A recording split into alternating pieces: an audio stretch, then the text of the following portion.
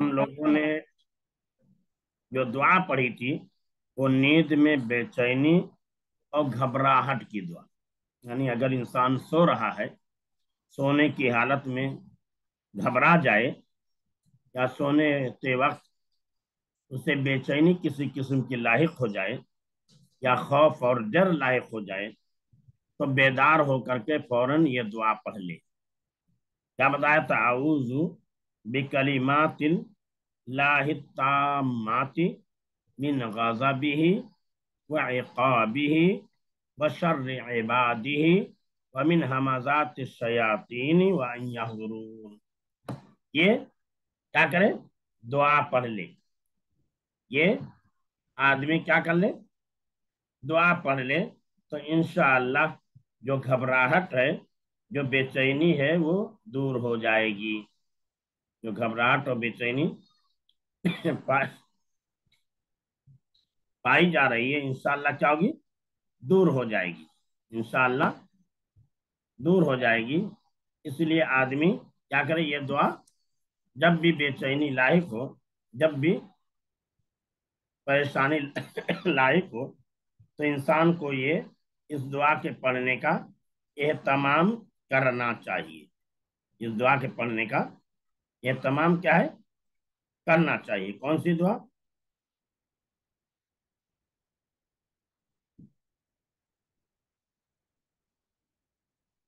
انسان کو اس دعا کے پڑھنے کا اہتمام کرنا چاہیے۔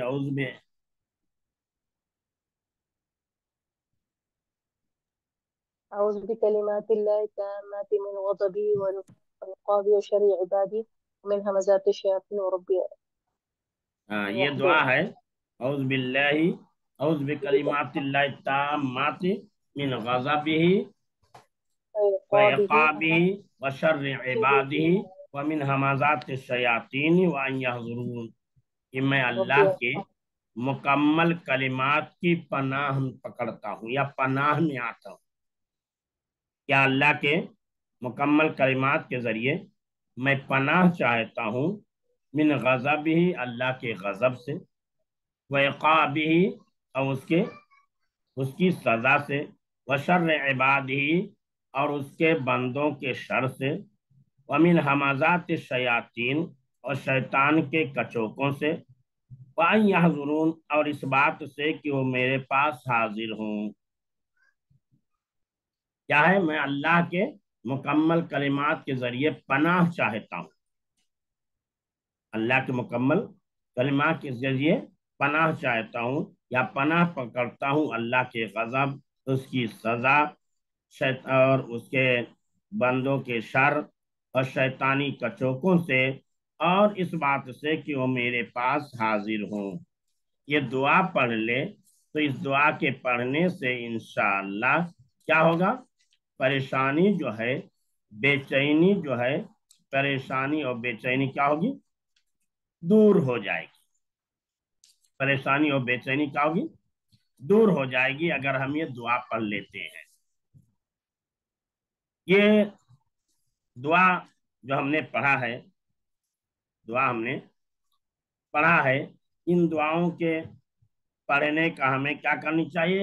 اہتمام کرنی چاہیے۔ ابو داؤد میں ہے اور صحیح ترمذی میں بھی یہ دعا آئی ہوئی ہے۔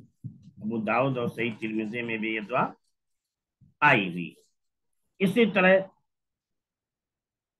ایک دعا ہے بے قراری کی، بے چینی کی، یعنی انسان کا دل گھبرا رہا، انسان کا دل گھبرا رہا ہو اور اس کو سکون لاحق نہ ہو۔ انسان کا دل گھبرا رہا ہو، اسے سکون لاحق نہ ہو، تو ایسی صورت میں اللہ کے نبی صلی اللہ علیہ وسلم نے ہمیں یہ دعا سکھلائی ہے۔ چھوٹی سی دعا ہے، لا الہ الا اللہ العظیم الحلیم، لا الہ الا اللہ العظیم الحلیم، لا الہ الا اللہ रब्बुल अर्शिल अज़ीम, ला इलाहा इल्लल्लाहु रब्बुल अर्शिल अज़ीम, ला इलाहा इल्लल्लाहु रब्बुस समावाति व रब्बुल अर्ज़ि व रब्बुल अर्शिल करीम। क्या बताया? ला इलाहा इल्लल्लाहुल अज़ीमुल हलीम, ला इलाहा इल्लल्लाहु रब्बुल अर्शिल अज़ीम, ला इलाहा इल्लल्लाहु रब्बुस समावाति व रब्बुल अर्ज़ि व रब्बुल अर्शिल करीम। ये मुख्तसर सी छोटी सी दुआ है, छोटी सी दुआ है, लेकिन अगर हमें बेचैनी लायक है, बेकरारी लाहिक है, बेइत्मीनानी का हम सामना कर रहे हैं, हमारे दिलों को सुकून नहीं मिल पा रहा है, तो ऐसी सूरत में इस दुआ के पढ़ने का हम कसरत से एहतमाम करें।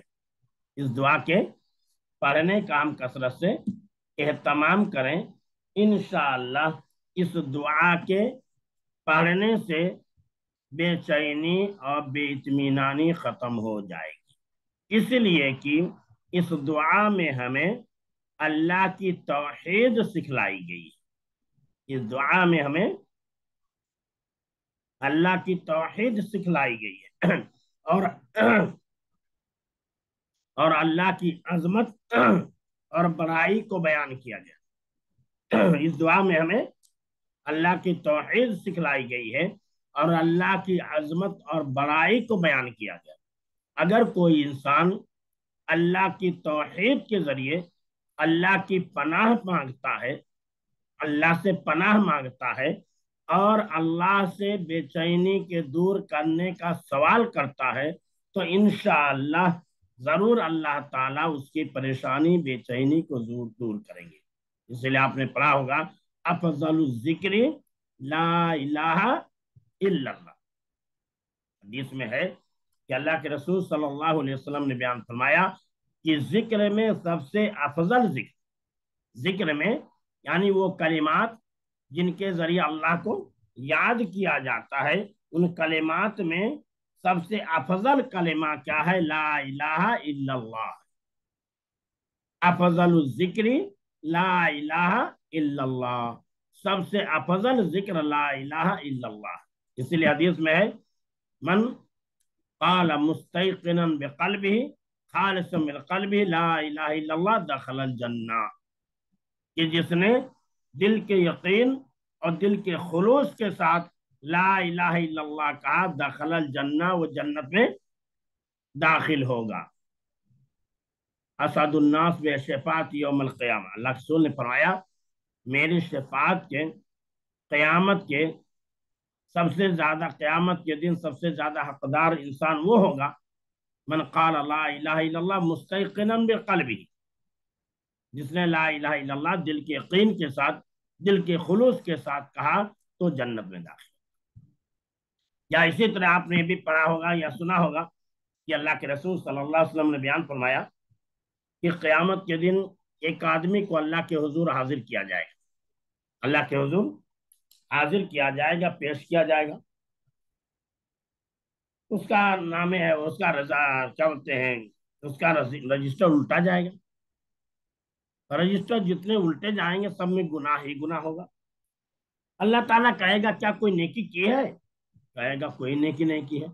अल्लाह ताला कहेगा कि तेरे साथ आज के दिन जुल्म नहीं किया जाएगा, तेरे साथ इंसाफ किया जाएगा, तेरे साथ इंसाफ किया जाएगा, जुल्म नहीं किया जाएगा। अल्लाह ताला उससे कहेगा, उलटते उलटते उलटते उसमें एक बताका मिलेगा, एक कार्ड मिलेगा, एक कार्ड मिलेगा। उस कार्ड में ला इलाहा इल्लल्लाह लिखा होगा,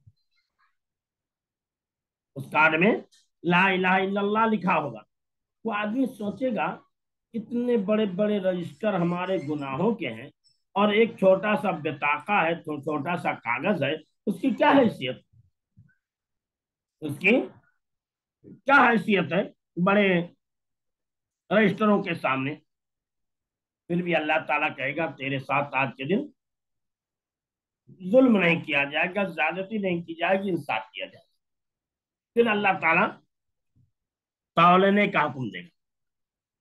ایک طرف اس کے گناہوں کے رجسٹر کو رکھا جائے گا، ایک طرف جو ہے لا الہ الا اللہ جس کاغذ پہ، جس بطاقے پہ، جس کارڈ پہ لکھا ہوگا اسے رکھا جائے گا۔ کیا کیا جائے گا؟ جس کارڈ پہ لا الہ الا اللہ لکھا ہوگا اس کارڈ کو ترازو کے ایک پلڑے میں رکھا جائے گا، اور گناہوں کے رجسٹر کو ترازو کے ایک پلڑے میں رکھا جائے گا اور تولا جائے گا۔ اللہ کے رسول صلی اللہ علیہ وسلم نے بیان فرمایا کہ لا الہ الا اللہ کا جو وزن ہوگا وہ اتنا بھاری ہوگا، اتنا بھاری ہوگا کہ 99 رجسٹروں والا جو ترازو کا پلڑا ہوگا اتنی تیزی کے ساتھ اوپر اٹھے گا جیسے کہ معمولی چیز رکھی جائے اور دوسری طرف بھاری چیز رکھی جائے، بڑی تیزی کے ساتھ خود سے جب جس سے اوپر آ جائے گا جب لا الہ الا اللہ والے کارڈ کو ترازو کے پلڑے میں رکھا جائے۔ ایک طرف گناہوں کے 99 رجسٹر ہوں گے، گناہوں کے 99 رجسٹر ہوں گے، اور دوسری طرف ایک بطاقہ ہوگا، چھوٹا سا کارڈ ہوگا، چھوٹا سا، جس پر لا الہ الا اللہ لکھا ہوگا، لیکن اس کی ویلو کیا ہوگی، اس کی پوزیشن کیا ہوگی؟ بہت زیادہ، ان 99 رجسٹروں کے مقابل میں کہیں زیادہ اس کی عظمت ہوگی۔ اسی لیے جب ترازو کے دوسرے پلڑے میں لا الہ الا اللہ والے بطاقے کو، کارڈ کو رکھا جائے گا تو 99 رجسٹروں والا جو ترازو کا پلڑا ہوگا بڑی تیزی سے ساتھ اٹھ جائے گا، جیسے ایک طرف سے 1 کلو رکھ دیا جائے، دوسری طرف 10 کلو رکھ دیا جائے۔ تو یہ دعا جو ہے، اس دعا میں اللہ کی وحدانیت، اللہ کی عظمت کا بیان، اور اللہ کی وحدانیت اور اللہ کی عظمت جس دعا میں شامل حال ہو، اگر اس کے ذریعے دعا کی جائے گی تو یقین جان لیجئے انشاءاللہ جس مقصد سے دعا کی جائے گی وہ مقصد ضرور حاصل ہو۔ اگر آپ ہمیں بے چینی ہے، آپ کو بے چینی ہے، سکون نہیں مل رہا ہے، اطمینان نہیں مل رہا ہے، تو ہم اس دعا کے پڑھنے کا اہتمام کریں، انشاءاللہ سکون ضرور ملے گا، اطمینان ضرور ملے گا۔ تو یہ دعا جو ہے لا الہ الا اللہ العظیم الحلیم، اللہ کے علاوہ کوئی معبود برحق نہیں، وہ عظمت والا بردبار ہے۔ لا الہ الا اللہ، نہیں ہے کوئی معبود سوائے اللہ کے جو عظمت والا ہے، نہایت بردبار اور رحیم اور مہربان ہے۔ لا الہ الا اللہ رب العرش العظیم، نہیں ہے کوئی معبود سوائے اللہ کے وہ بڑے عرش کا رب ہے، وہ عرش عظیم کا کیا ہے؟ رب ہے۔ تو یہاں بتایا پہلی صفت اللہ کی بیان کیا العظیم الحلیم، دوسری صفت بیان کیا رب العرش العظیم، لا الہ الا اللہ، اللہ کے علاوہ کوئی معبود برحق نہیں، وہ عظیم ہے، عظمت والا ہے، اور نہایت بردبار ہے، نہایت نرم ہے۔ لا الہ الا اللہ رب العرش العظیم، کہ اللہ کے علاوہ کوئی معبود برحق نہیں، وہ بڑے عرش کا، عظیم عرش کا رب ہے، اور عرش بہت بڑا ہے، عرش بہت ہی بڑا ہے۔ لا الہ الا اللہ رب السماوات ورب الارض ورب العرش الکریم، کہ اللہ کے علاوہ کوئی معبود برحق نہیں، وہ آسمانوں کا رب ہے، وہ زمینوں کا رب ہے، ورب العرش الکریم، اور معزز محترم عرش کا رب، معزز محترم مکرم عرش کا رب ہے، یعنی عزت والا جو عرش ہے، بزرگی والا جو عرش ہے، اس عرش کا رب ہے۔ تو یہاں پہلی صفت اللہ کی بیان کی العظیم، دوسری صفت بیان کی الحلیم، یہاں پھر بیان کیا رب العرش العظیم، رب العرش العظیم، پھر بیان کیا رب السماوات رب الارض ورب العرش الکریم، کہ اللہ کے علاوہ کوئی معبود برحق نہیں، وہ عظمت والا بڑا بردبار ہے، اللہ کے علاوہ کوئی معبود برحق نہیں، وہ بڑے عرش کا رب ہے، اللہ کے علاوہ کوئی معبود برحق نہیں، وہ آسمانوں کا رب ہے، وہ زمینوں کا رب ہے اور محترم مکرم عرش کا رب ہے۔ تو یہ دعا اگر ہم بے چینی کی حالت میں، اضطراب کی حالت میں، بے قراری کی حالت میں پڑھیں گے تو پڑھنے کا فائدہ یہ ہوگا کہ ہمیں پریشانیوں سے نجات مل جائے گی، ہمارے دلوں سے بدامنی دور ہو جائے گی، ہمارے دلوں سے بے قراری دور ہو جائے گی۔ آج ہر ایک انسان کہتا ہے سکون نہیں، سکون نہیں، اطمینان نہیں۔ اللہ تعالیٰ پر الذین آمنوا ولم یلبسوا ایمانہم بظلم اولئک لہم الامن وہم مہتدون، جو ایمان لائے ولم یلبسوا ایمانہم بظلم، اور اپنے ایمان کو شرک کے ساتھ نہیں ملایا، ظلم بمعنی شرک، الذین آمنوا جو ایمان لائے، الذین آمنوا ولم یلبسوا ایمانہم بظلم، اور اپنے ایمان کو ظلم کے ساتھ یعنی شرک کے ساتھ نہیں ملایا، اولئک لہم الامن وہم مہتدون، الذین آمنوا ولم یلبسوا ایمانہم بظلم اولئک لہم الامن وہم مہتدون، یہی امن والے ہیں اور یہی ہدایت یافتہ لوگ ہیں، یہ امن والے اور ہدایت یافتہ لوگ ہیں۔ تو امن کہاں ملے گا، شانتی کہاں ملے گی، سکون کہاں ملے گا، قرار کہاں ملے گا؟ اللہ کے کلمات کو یاد کرنے میں، اللہ کے ذکر و فکر میں، اللہ کے ذکر و فکر میں ہمیں کیا ملے گا، سکون ملے گا۔ اللہ کو یاد کریں گے تو دلوں کے بے چینی دور ہوگی، دلوں کی بے قراری دور ہوگی، دلوں کی بے اطمینانی دور ہوگی۔ لیکن آج ہم اپنے دلوں کے سکون کے لیے، دلوں کے اطمینان کے لیے بہت ساری چیزیں مہیا کرتے ہیں، بہت سارے اسباب مہیا کرتے ہیں۔ کوئی سیر و تفریح کے لیے نکل جاتا ہے، کوئی پارک میں چلا جاتا ہے، کوئی پکنک اسپاٹ پہ چلا جاتا ہے، کوئی کسی شہر میں چلا جاتا ہے، کوئی رشتہ دار میں چلا جاتا ہے، کوئی کہیں چلا جاتا ہے اپنے دلوں کے سکون کو حاصل کرنے کے لیے۔ لیکن جہاں سے سکون مل سکتا ہے وہاں جانے کے لوگ کم ہی کوشش کرتے ہیں، جہاں سے دلوں کو سکون مل سکتا ہے وہاں جانے کی کم ہی لوگ کوشش کرتے ہیں۔ اور دلوں کا سکون کہاں ملے گا؟ الا بذکر اللہ تطمئن القلوب، الا بذکر اللہ تطمئن القلوب، لوگوں سن لو اللہ کے ذکر میں دلوں کا اطمینان اور سکون ہے۔ الا بذکر اللہ، لوگوں سن لو بذکر اللہ، اللہ کے ذکر میں دلوں کا سکون ہے، دلوں کا اطمینان ہے، دلوں کے لیے قرار ہے، دلوں کے لیے خوشی اور مسرت و شادمانی ہے۔ تو ہم اگر سکون حاصل کرنا چاہتے ہیں، بے اطمینانی کو دور کرنا چاہتے ہیں، بے قراری کو دور کرنا چاہتے ہیں، راحت اور آرام کی زندگی چاہتے ہیں، تو زیادہ سے زیادہ ہم اللہ کا ذکر کریں، وہ کلمات جن میں اللہ کی عظمت کا بیان ہو، وہ کلمات جن کے میں اللہ کی یکتائی کا بیان ہو، وہ کلمات جن میں اللہ کی عظیم صفات کا بیان ہو، ایسی دعاؤں کے پڑھنے کا اہتمام کرنا چاہیے۔ جیسے حدیث قرآن میں الحمدللہ الذی لم یتخذ ولدا، تمام تعریف اس اللہ کے لیے جس نے اولاد نہیں بنایا، جس نے اپنے لیے اولاد نہیں بنایا۔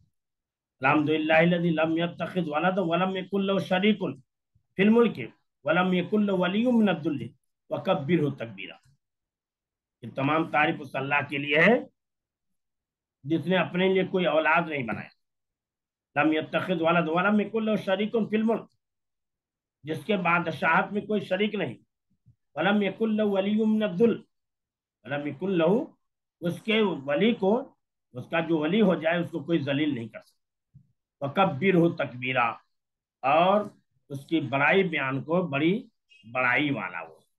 تو یہاں بتایا الحمدللہ الذی لم یتخذ ولدا ولم یکن له شریک فی الملک ولم یکن له ولی من الذل وکبرہ تکبیرا۔ تو یہاں اللہ کی صفات کا بیان ہے کہ اللہ کی اولاد نہیں، تعریف کے لائق اللہ کی ذات ہے، اللہ کا کوئی اولاد نہیں، اور اللہ کو کوئی ذلیل نہیں کر سکتا، اللہ سب سے زیادہ عظیم ہے، اللہ سب سے زیادہ بڑا ہے۔ تو ایسی دعائیں جس میں اللہ کی عظمت کا بیان ہو، اللہ کی صفات کا بیان ہو، اللہ کی بڑائی کا بیان ہو، اسے پڑھنے کا اہتمام ہمیں کرنا چاہیے۔ جیسے یہ دعا دعا بڑی مختصر ہے، دعا جو ہے لا الہ الا اللہ العظیم الحلیم، دعا بہت ہی مختصر ہے۔ لا الہ الا اللہ رب العرش العظیم، لا الہ الا اللہ رب السماوات ورب الارض ورب العرش الکریم۔ دعا بہت ہی مختصر ہے، بہت ہی چھوٹی ہے، لیکن معنی کے اعتبار سے، مفہوم کے اعتبار سے بڑی جامع ہے۔ معنی کے اعتبار سے، مفہوم کے اعتبار سے بہت جامع ہے، بہت ساری عظمتوں اور بہت ساری معانی اور مفاہیم پر مشتمل ہے۔ اس لیے کہ اللہ کی عظمت کا بیان، لا الہ الا اللہ، کہ اللہ کے علاوہ کوئی معبود برحق نہیں، وہی عظیم ہے، وہی عظمت والا ہے، وہی بردبار ہے، وہی نرم ہے۔ لا الہ الا اللہ رب العرش العظیم، لا الہ الا اللہ رب العرش العظیم، اللہ کے علاوہ کوئی معبود برحق نہیں، وہی بڑے عرش کا رب ہے، وہی بڑے عرش کا رب ہے۔ لا الہ الا اللہ رب السماوات ورب الارض ورب العرش الکریم، کہ اللہ تعالیٰ کے علاوہ کوئی معبود برحق نہیں، وہ آسمانوں کا رب ہے، وہ زمینوں کا رب ہے، ورب العرش الکریم، اور عرش کریم کا رب ہے، عرش عظیم کا رب ہے۔ تو یہاں اللہ کی عرش کی عظمت کو بیان کیا جا رہا ہے، عرش کی عظمت کو۔ الرحمن علی العرش استوى، رحمان عرش پر مستوی ہوا، رحمان عرش پر مستوی ہوا۔ تو اللہ کا عرش بہت عظیم ہے، اتنا عظیم ہے کہ اس کی عظمت کا، اس کے بڑے ہونے کا اندازہ نہیں لگا سکتے۔ اللہ کا عرش کیسا ہے، کتنا بڑا، ہم اس کی عظمت کا اندازہ نہیں لگا سکتے۔ اللہ کا عرش جو ہے بہت ہی عظیم ہے، بہت ہی عظیم ہے۔ تو اللہ نے عرش کو بیان کیا، اللہ نے کیا کیا، عرش کو بیان کیا کہ عرش جو ہے بہت ہی بڑا ہے، بہت ہی عظیم ہے، بہت ہی بھاری ہے، ہم اس کے عرش کا اندازہ نہیں لگا سکتے کتنا بڑا ہے۔ قرآن میں ہے الرحمن علی العرش استوى، کہ رحمان عرش پر مستوی ہوا۔ رحمان کہاں مستوی ہوا، عرش پر مستوی ہوا۔ تو عرش جو ہے بہت عظیم ہے، اس لیے کہا کہ العرش عند اہل العلم فی اللغۃ العربیۃ هو الکرسی، کہ عرش اہل علم کے نزدیک لغت عربی زبان میں کرسی کو کہتے ہیں۔ اور کرسی العظیم کرسی الملک، یعنی کرسی عظیم یہ بادشاہ کی کرسی ہے، اور رحمان کے عرش سے مراد کرسی عظیم و اعظم المخلوقات، اور رحمان کے عرش سے مراد ایک وہ عظیم کرسی ہے تو جو تمام مخلوقات سے عظیم ہے، تمام مخلوقات سے کیا ہے، عظیم ہے، جس کو اللہ کے فرشتے قیامت کے دن اٹھا کر کے لے کر کے لوگوں کے سامنے آئیں گے، لوگوں کے سامنے کیا ہے، آئیں گے۔ اسی لیے اللہ نے فرمایا ان ربکم اللہ الذی خلق السماوات والارض فی ستۃ ایام ثم استوى علی العرش، کہ بے شک تمہارا رب وہ اللہ ہے جس نے آسمانوں اور زمینوں کو 6 دن میں پیدا کیا، ثم استوى علی العرش، پھر وہ عرش پر مستوی ہوا۔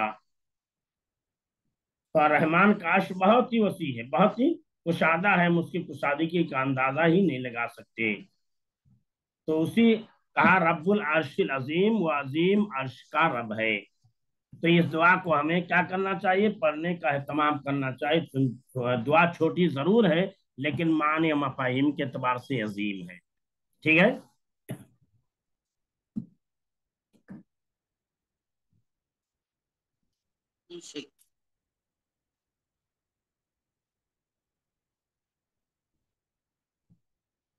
کوئی اشکال سوال جواب ہو تو بتائیے،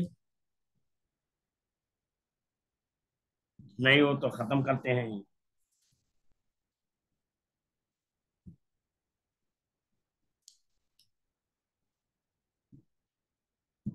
ٹھیک ہے، چلیے، السلام علیکم ورحمۃ اللہ وبرکاتہ۔ سبحانک اللہم بحمدک، اشہد ان لا الہ الا انت